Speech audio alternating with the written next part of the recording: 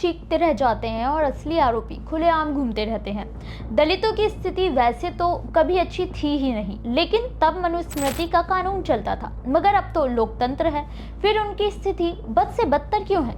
नमस्कार, मेरा नाम है मोहिनी। आप देख रहे हैं भीम सेना। पिछले 24 घंटे में दलितों के साथ होने वाली घटनाओं के बारे में जानेंगे, जिससे ये समझना बेहद मुश्किल है कि आखिर कमी कहाँ हो रही है। लोग ज्यादा जातिवादी हो गए हैं या कानून बेहद कमजोर हो गया है? दलितों से जुड़ा पहला मामला तमिलनाडु के त्रिची से है, जहां एक दलित युवक से शादी करने के बदले लड़की के परिवार वालों ने लड़के के साथ न केवल मारपीट की, बल्कि रिश्ते के खिलाफ रिश्तेदारों ने लड़की को जबरन अगवा कर लिया।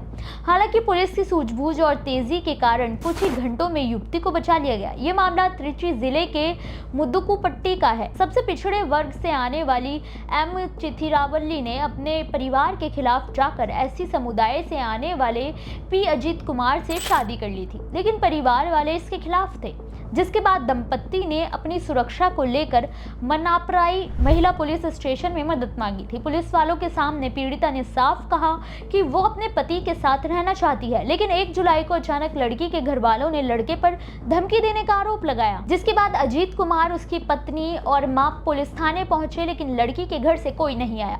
मगर जब तीनों वापस जा रहे थे, तभी रास्ते में हमलावरों ने हमला कर दिया और जबरन चिथरावल्ली को कार में बिठा कर ले गए। इस दौरान आरोपियों ने सूचक गालियां भी दी और जान से मारने की धमकी भी दी।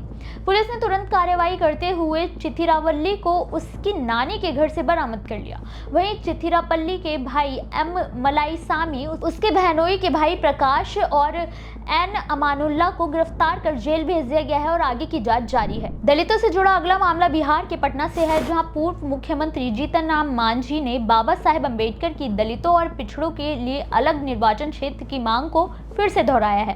दरअसल केंद्रीय मंत्री और हिंदुस्तानी अवाम मोर्चा प्रमुख जीतन राम मांझी पटना में आयोजित राज्य परिषद की बैठक में पहुंचे थे, जहां उन्होंने 1932 में पूना पैक्ट के बारे में चर्चा करते हुए कहा कि बाबा साहेब द्वारा एससी और एसटी वर्ग के लिए अगर अलग निर्वाचन क्षेत्र बना दिया गया होता तो आज एसटी और एससी जाति के प्रतिनिधि केवल उन्हीं जाति के लोगों द्वारा चुने जाते। उन्होंने कहा कि ये बेहद दुर्भाग्यपूर्ण है कि हमारे लिए सीट तो आरक्षित है, लेकिन दलित और पिछड़ों के वोट कोई और ले जाता है। वहीं जब सरकारी लाभों को देने की बात होती है तो हम पीछे क्यों छूट जाते हैं? उन्होंने कहा कि हमारे प्रतिनिधि ना होने की वजह से दलितों और पिछड़ों के पास ना तो प्रॉपर रोजगार है और ना ही शिक्षा। आज भी केवल 32% अनुसूचित जाति की साक्षरता दर है। उन्होंने बिना नाम लिए कांग्रेस को भी घेरा है कि बाबा साहेब को गांधी जी का नाम लेकर डराया गया कि अनशन के कारण गांधी जी मर गए तो दलितों को जला दिया जाएगा, जिससे मजबूरी में बाबा साहेब अम्बेडकर को झुकना पड़ा। लेकिन करीब 94 साल बीतने के बाद जीतन राम मांझी ने फिर से अलग निर्वाचन क्षेत्र की वकालत की है। ऐसे में देखना ही होगा कि अब भी इस पर सामाजिक सहमति बनती है या नहीं। वैसे आपको क्या लगता है? हमें कमेंट करके जरूर बताएं। दलितों से जुड़ा अगला मामला उत्तर प्रदेश के आगरा से है, जहां दलित समुदाय के गांव के दूसरे पारंपरिक रास्ते से बारात निकालने को लेकर गांव के जातिवादियों ने जमकर हंगामा किया।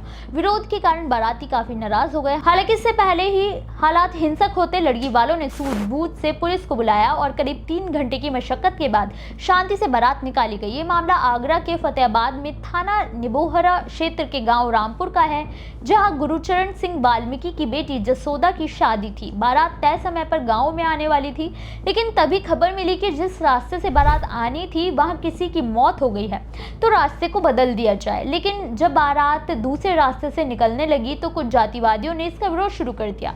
इससे पहले कि मामला और बिगड़ता, पुलिस ने आकर संभाल लिया और किसी तरह से शांति स्थापित कर बारात को निकाला गया। जब तक शादी संपन्न नहीं हुई तब तक पुलिस बल वहीं तैनात रहा। पुलिस की सतर्कता को लेकर दुल्हन के परिवार वालों ने उनका शुक्रिया अदा किया।